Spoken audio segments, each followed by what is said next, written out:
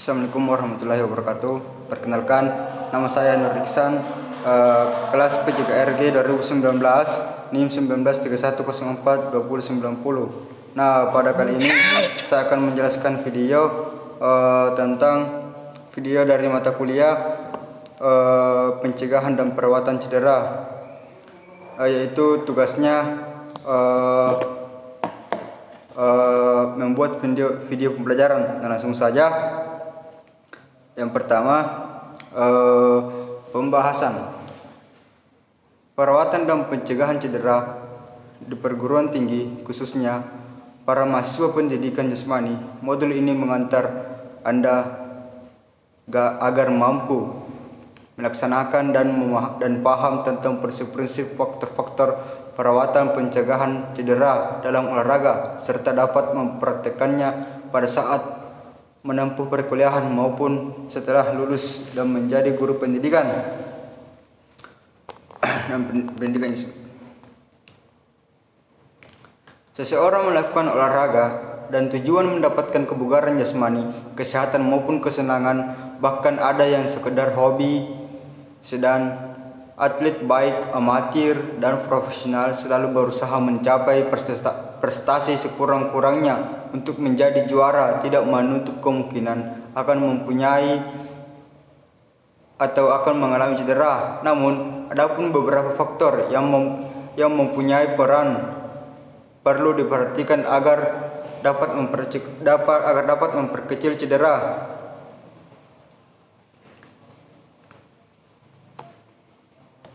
Dalam ilmu kedokteran, sangat jelas bahwa dengan olahraga yang teratur memegang peranan penting untuk memperoleh badan yang sehat. Peranan untuk memperoleh badan yang sehat, menghindari penyakit-penyakit seperti penyakit jantung, serta menunda proses-proses degeneratif yang tidak bisa dihindari oleh proses penuaian.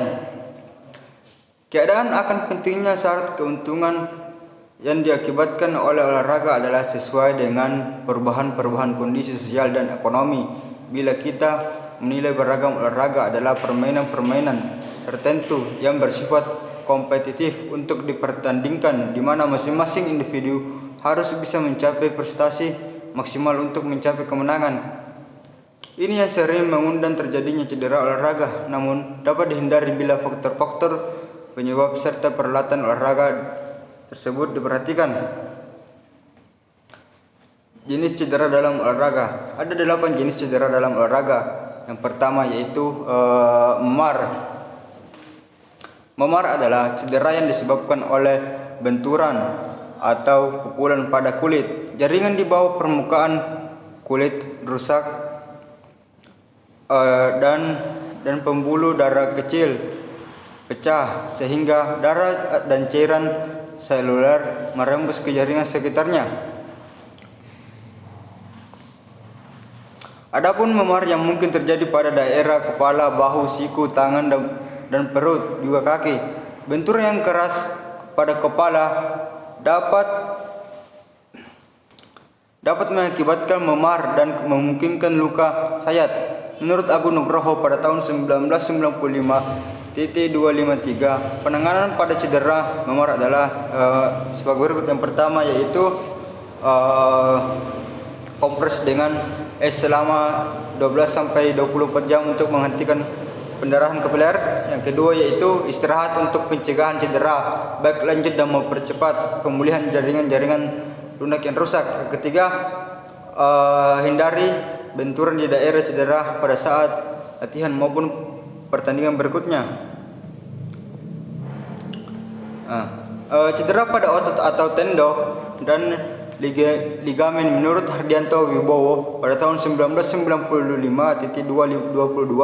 ada 2 jenis cedera pada otot atau tendon dan ligamentum, yaitu sprain menurut Sadoso. Sprain adalah cedera ligamentum. Cedera ini yang paling sering terjadi pada berbagai cabang olahraga. Jim dan Teh pada tahun 1993-292 berpendapat bahwa sprain adalah cedera pada sendi dan terjadinya robekan pada ligamentum. Hal ini terjadi karena stres berlebihan yang mendadak atau penggunaan berlebihan yang berulang-ulang dari sendi. Berdasarkan berat ringannya cedera, Gim dan T membagi sprain menjadi tiga yaitu sprain tingkat 1. Pada cedera ini terdapat sedikit hemotema dalam ligamentum dan hanya beberapa serabut yang putus. Cedera ini menimbulkan rasa nyeri, tekan, pembengkatan dan rasa sakit. B. Strain menurut Jayem dan T. 1992. Strain adalah kerusakan pada suatu bagian otot atau tendon karena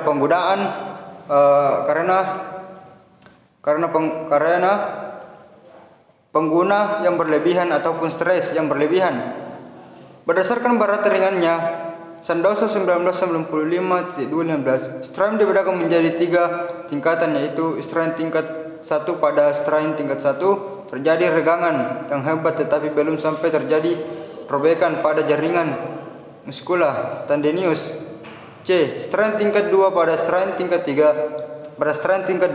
terdapat robekan pada unit muscola tendinius. Tahap ini menimbulkan rasa nyeri dan sakit sehingga kekuatan berkurang. D. Strain tingkat 3. B. Pada strain tingkat 3 terjadi robekan total pada unit muscola tendinius. Biasanya hal ini membutuhkan tindakan pembedahan. Kalau diagnosis dapat ditetapkan menurut Dipdiknas 1999.2.632, otot merupakan urat keras atau jaringan kenyal dalam tubuh yang fungsinya untuk menggerakkan organ tubuh.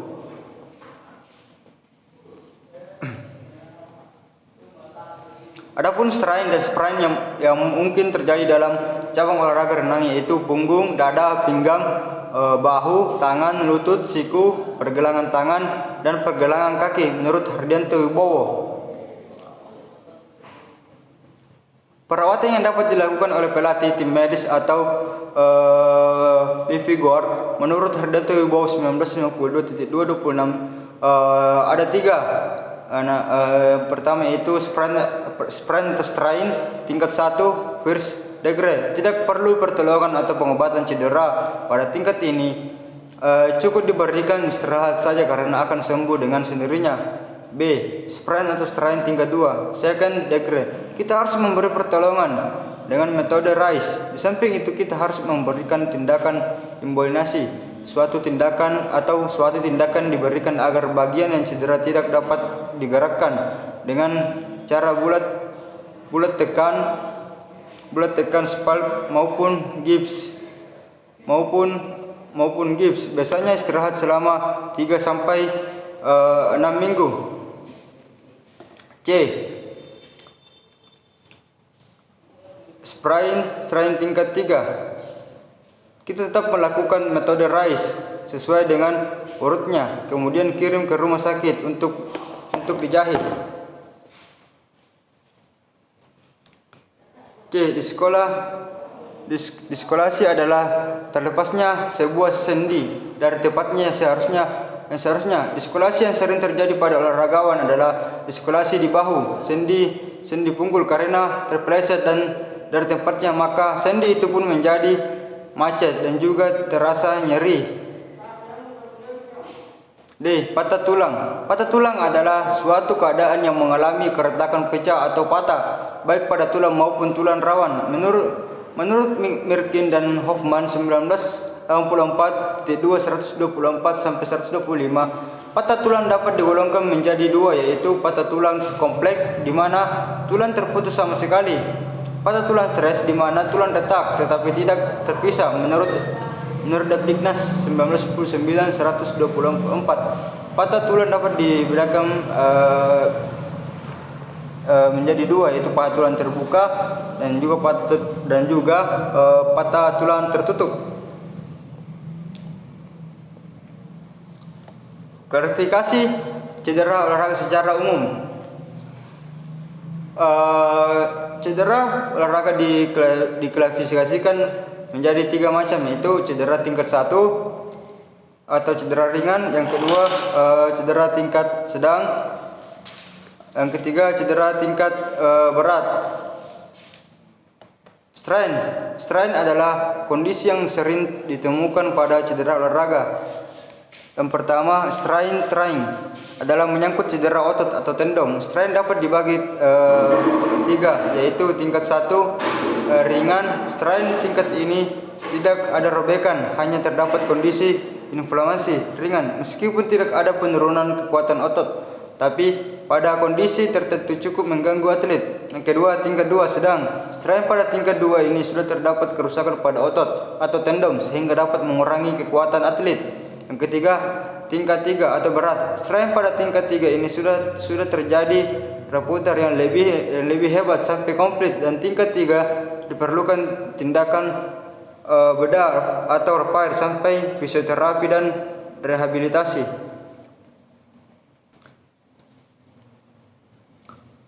2. Sprain adalah cedera yang menyangkut cedera ligamen. Sprain dapat dibagi menjadi 4 tingkat, yaitu yang pertama tingkat 1 atau ringan. Tingkat ini hanya terjadi robekan pada serat ligamen yang terdapat hematom kecil di dalam ligamen dan tidak ada gangguan fungsi. Yang kedua, tingkat 2 atau sedang.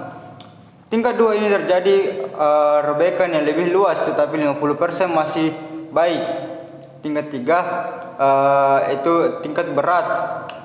Tingkat ini terjadi robekan atau lepasnya ligamen dan tempat letaknya dan fungsinya terganggu secara total. Yang keempat, tingkat sprain faktor. Cedera sprain tingkat 4 terjadi ini akibat robek di mana tempat letaknya pada tulang dengan diikuti lepasnya sebagian tulang tersebut.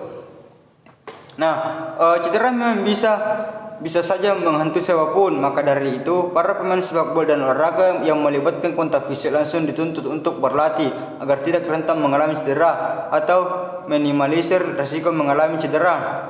Cedera yang dialami oleh seseorang pemain atau atlet sepak bola dapat menyebabkan mundurnya prestasi seseorang. Trauma, gangguan psikologis, fisik menurun, dan bahkan cacat permanen atau bahkan sampai mengancam nyawanya. Nantinya, artikel berikutnya untuk mempelajari bagaimana cara meminimalisir risiko mengalami cedera saat bermain sepak bola. Yang pertama, cedera otot pergelangan kaki. Cedera otot pada pergelangan kaki Anda mungkin perlu atau bahkan sering mengalami cedera yang satu ini. Pergelangan kaki yang terkilir atau cedera adalah salah satu kejadian yang paling banyak ditemui dalam olahraga. Biasanya hal ini disebabkan oleh pergelangan berlebih atau robekan pada urat pita jaringan yang menghubungkan suatu tulang dengan tulang lainnya. Biasanya ketika sedang berlari atau berjalan pada permukaan yang tidak rata, pergelangan kaki lebih rawan terkilir.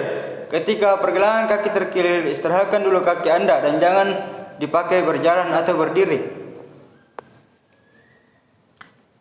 Cedera tulang. Kering cedera ini ditandai dengan rasa nyeri dan betis dan tulang kering bagian atas. Cedera tulang kering sinusitis terjadi karena peradangan pada otot dan bisa terjadi pada siapapun. Umumnya cedera tulang kering sering terjadi ketika Anda berlari atau melompat. Yang ketiga, nyeri pinggang. Nyeri pinggang atau cedera punggung bawah banyak dialami oleh Anda yang mengangkat beban, bersepeda atau bermain golf, tenis, bisbol. Biasanya rasa nyeri akan muncul di bagian pinggang atau punggung bawah. Nyeri ini disebabkan oleh banyak hal seperti saraf terjepit, tendon atau otot sobek, dan herniated disk. 4. Cedera bahu pada bahu. Anda terdapat 4 otot besar yang bertugas untuk menopang dan menjaga sendi-sendi bahu. Maka bahu adalah bagian yang rawan cedera apabila Anda melakukan olahraga seperti renang, push up, bulu tangkis, atau bisbol, di mana sendi bahu menjadi tumpuan pergerakan lengan Anda. 5. Kram otot. Jenis cedera olahraga ini terjadi karena trauma jika Anda langsung berolahraga secara intens tanpa melakukan pemanasan dan pergerakan otot yang tuntas. Karena otot biasa terjadi di bagian tubuh manapun, tetapi biasanya saat berolahraga. Kram dan muncul pada kaki. Ketika kram menyerang, otot akan mengalami kontraksi tiba-tiba sehingga Anda akan merasakan nyeri, dan bagaimanapun tubuh yang diserang, kram sulit digerakkan selama beberapa detik atau menit. Cedera lutut. Cedera lutut sering terjadi pada atlet lari, sepak bola, basket, voli, dan cabang olahraga lainnya. Atlet yang banyak bertumpul atau atlet yang banyak bertumpu pada lutut biasanya ditandai dengan rasa nyeri pada tempurung lutut yang disertai dengan bunyi seperti retakan atau patahan.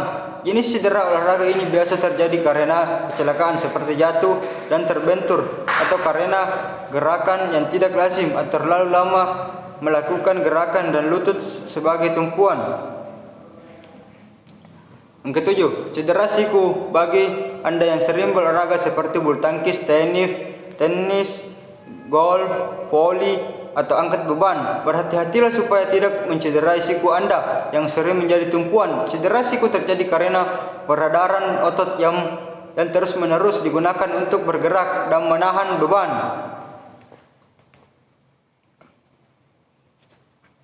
Cedera Achilles tendonitis. Cedera olahraga ini biasanya terjadi pada otot tumit hingga betis Anda. Olahraga seperti sepak bola, basket, voli, dan lari meningkatkan risiko Anda mengalami Achilles tendonitis.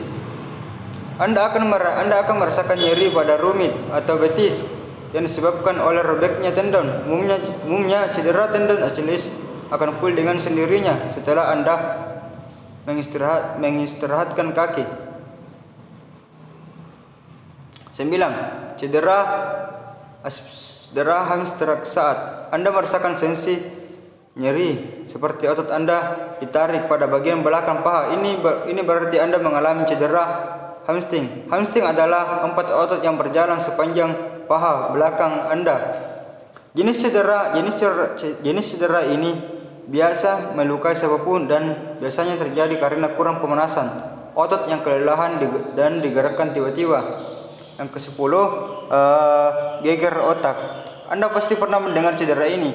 Agar otak memang sering terjadi dan menjadi salah satu cedera yang banyak ditangani di instansi gawat darurat di seluruh dunia.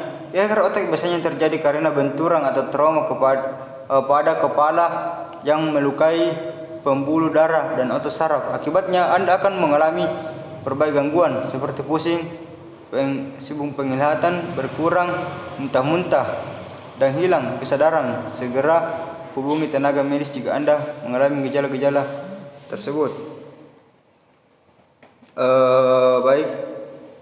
Mungkin ini saja video dari saya, dari Nur Iksan, NIM 1931042090, kelas PJKRG 2019.